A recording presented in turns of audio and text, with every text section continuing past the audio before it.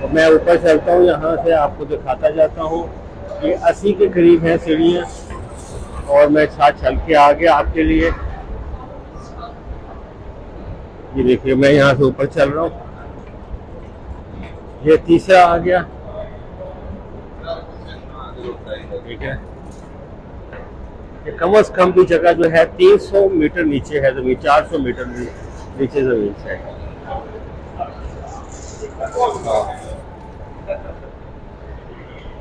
ये चौथी सीढ़ियाँ आ गई। माय गॉड, 80 320 सीढ़ियाँ हो गई। हाँ, सांस चढ़ गया। अब ये पता नहीं उम्र का तकाजा है, ये एक्सरसाइज की कमी है। जी अब हम आगे बाहर।